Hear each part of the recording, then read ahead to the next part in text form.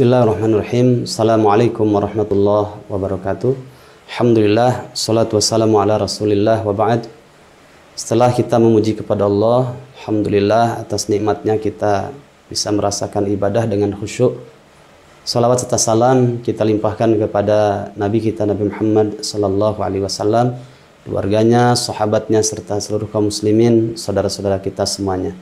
Sahabat, teman, kaum muslimin, muslimat yang dimuliakan oleh Allah, mari kita menikmati beberapa mutiara-mutiara hikmah yang disampaikan oleh orang-orang soleh dahulu. Mudah-mudahan ini menambah sinar di dalam hati kita untuk memberikan motivasi yang jauh lebih semangat lagi di dalam menjaga kualitas keikhlasan kita dalam ibadah kepada Allah Subhanahu wa taala.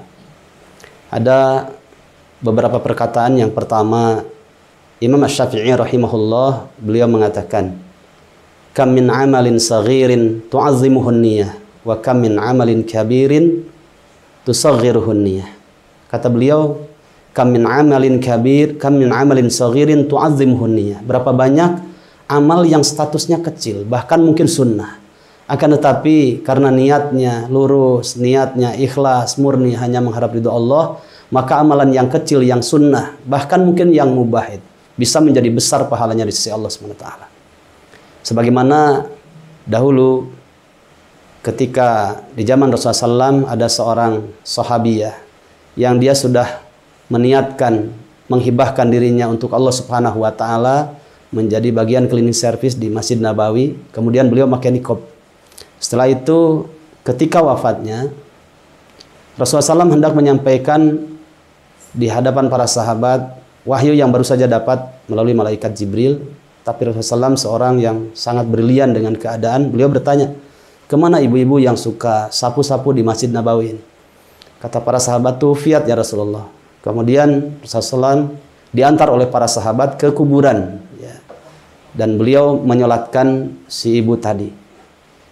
Jamaah rahimakumullah, kalau bukan karena orang yang mulia, tidak mungkin Rasulullah SAW sampai beliau menahan tidak menyampaikan wahyu dan lebih mendahulukan untuk menyolatkan gaib si ibu tadi. Sungguh besar pahala di sisi Allah Subhanahu wa taala dan sungguh besar mulianya si ibu tadi. Sampai-sampai Ibnu Hajar Al-Asqalani mengatakan, aku bertanya kepada sekian para ulama hadis, siapa nama si ibu tadi yang suka sapu-sapu di Masjid Nabawi? Tidak ada yang tahu. Hanya dikatakan seorang sahabiyah. Karena dia sudah menghibahkan dirinya, cukup dirinya saja. Allah Subhanahu wa taala yang lebih tahu kualitas keikhlasannya, sehingga dimuliakan, disolatkan oleh Rasulullah sallallahu alaihi wasallam. Ini amal yang biasa, hanya sapu-sapu di masjid saja. Yang kadang hari ini orang menyepelekan hal itu, bahkan merendahkan pekerjaan itu. Tapi subhanallah, masya Allah, kalau itu hanya diharapkan mengharap ridho Allah Subhanahu wa taala saja, menjadi besar pahalanya di sisi Allah. Dan yang kedua, wa kam min amalin kabirin tusaghiruhun niyah. Berapa banyak juga amalan yang tadinya besar menjadi kecil pahalanya, bahkan hilang pahalanya. Kenapa? Karena niatnya tidak benar.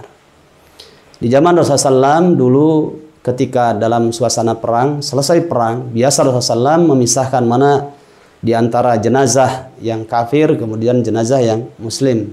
Ketika itu ada beberapa sahabat melihat, ya Rasulullah, annahu syahid, annahu syahid, annahu, sampai 3 kali. Wahai Rasulullah, sahabat ini dia syahid, syahid, syahid sampai 3 kali. Kemudian dilihatlah oleh Rasulullah SAW, dan Rasul mengatakan, annahu fi narin biriddatin qad ghallaha.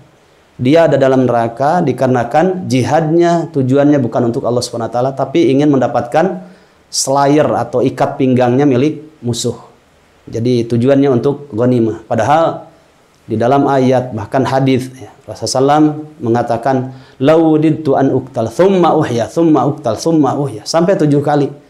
Aku berangan-angan, ingin sekali aku berperang kemudian terbunuh, aku syahid, ingin hidup lagi, berperang lagi, berjuang lagi, terbunuh kemudian syahid lagi, sampai 7 kali.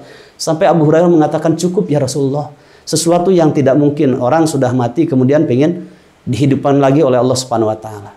Ya. Saking apa? Besarnya hikmah, pahala, derajat amalan jihad fisabilillah. Akan tetapi kalau tujuannya ingin mendapatkan ghanimah, bukan mengharap ridho Allah Subhanahu wa taala, maka amalan yang paling besar tadi derajatnya menjadi kecil, bahkan hilang pahalanya, karena tujuannya ingin mendapatkan serpihan dunia. Berapa banyak amalan yang kecil menjadi besar pahalanya, dan berapa banyak amalan yang besar kemudian menjadi kecil bahkan hilang pahalanya di sisi Allah Subhanahu wa taala.